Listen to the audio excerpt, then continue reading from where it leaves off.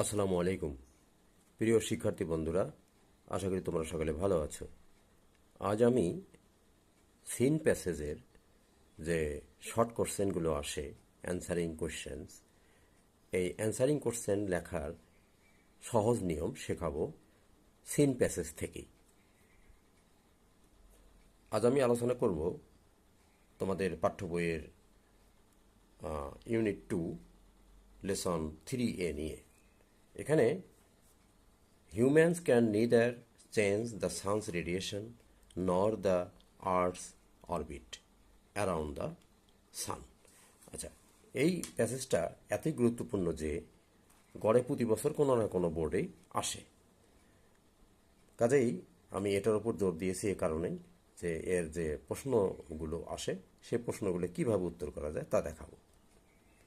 দেখো, এ নম্বর এসেছে, why can humans neither change the sun's radiation not the earth's orbit around the sun. সূর্যের চারিদিকে ঘোরা এই পৃথিবীর গতি এবং সূর্যের যে রশ্মি, এটাকে মানুষ কেন পরিবর্তন করতে পারে না? তাহলে হোয়াই দি প্রশ্ন, হোয়াই বা এই জাতীয় ডব্লিউএইচ কোশ্চেন যেগুলো থাকে সেটার ক্ষেত্রে উত্তর করা খুবই সহজ। আমি দেখাচ্ছি এই হোয়াইটা কিভাবে তোমরা, এই প্রশ্নটাকে কিভাবে তোমরা উত্তরে পরিণত করবে। তাহলে দেখো, হোয়াইটাকে তোমরা বাদ দিবে, হোয়াইটাকে বাদ দিয়ে তোমরা কাজটা করতে পারো। শুরু করো হিউম্যানস দিয়ে। Humans neither, humans can neither, ক্যানটা এখানে এই ক্যানটাকে সামনে নিয়ে আসো। Humans can neither change the sun's orbit radiation nor the earth's orbit around the সান।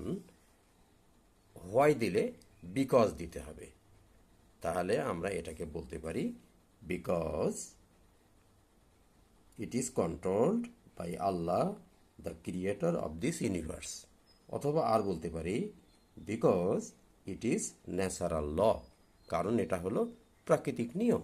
এটুকু দিলেই কিন্তু তোমরা উত্তরটা দিতে পারছো।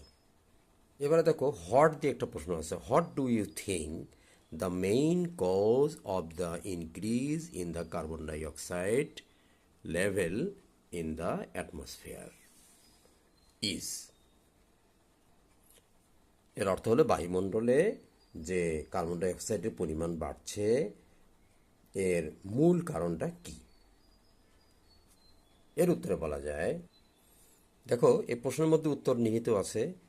আচ্ছা, হোয়াট ডু ইউ থিঙ্ক এই অংশটুকু বাদ দিয়ে দিলাম। হোয়াট, হোয়াই, হুইচ এই কথাগুলো বাদ দিলেই পরবর্তীতে আমরা অ্যান্সারটা পেতে পারি। The main cause of the increase in carbon dioxide level in the atmosphere is. আচ্ছা, এ পর্যন্ত। তারপরে লিখলাম the burning of fossil fuel, জীবাশ্ম জ্বালানি পোড়া। বাস, হয়ে গেল। এরপরে দেখো, এবার একটা হোয়াই দিয়ে প্রশ্ন করা হয়েছে। হোয়াই আর ইনরমাস এরিয়াজ, মানে ব্যাপক এলাকা, of forests destroyed by the people every year, কেন প্রতি বছর মানুষ কর্তৃক ব্যাপক বন নিধন হচ্ছে? ডিসক্রাইব ইন ব্রিফ, সংক্ষেপে বর্ণনা করতে বলা হয়েছে। তাহলে দেখো, আমরা এই প্রশ্নের মধ্যে আমরা উত্তরটা কিছুটা খুঁজে পাবো বা শুরু করতে পারবো। তাহলে আমরা বলতে পারি হোয়াইটা বাদ দেওয়ার পরে enormous areas of forest are, এই যে আরটাকে এখানে নিয়ে আসলাম, আর destroyed by the people every year, এ পর্যন্ত আমরা লিখলাম। দেখো প্যাসেজের মধ্যে আছে every year enormous areas of forest are destroyed by people. কস্টটা দেওয়া আছে to obtain wood and to clear regions for mining and to create pasture, চারণভূমি তৈরি করার জন্য এবং খনি খোঁড়ার জন্য তারা এটা করে থাকে। এরপরে দেখো, হাউ দিয়ে একটা প্রশ্ন আছে। How does the loss of forest cause dual problems, কিভাবে বননিধন বা বনভূমি কমে যাওয়াটা দ্বৈত সমস্যা সৃষ্টি করে। আচ্ছা, এটা আমরা একটু গোটা প্যাসেজটার যে মূল থিম, সে মূল থিমটাকে আমরা যদি আমরা বলতে পারি তাহলে কিন্তু আমরা করতে পারি।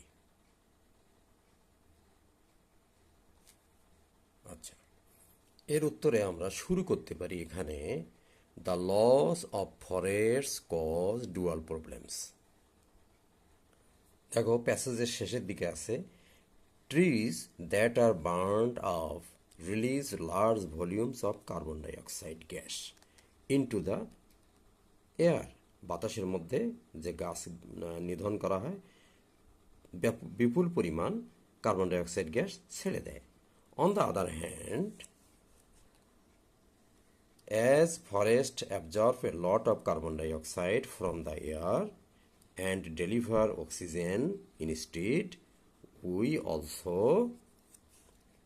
destroy an important storehouse of carbon dioxide when we clear forest. বাস উত্তরটা হয়ে গেল।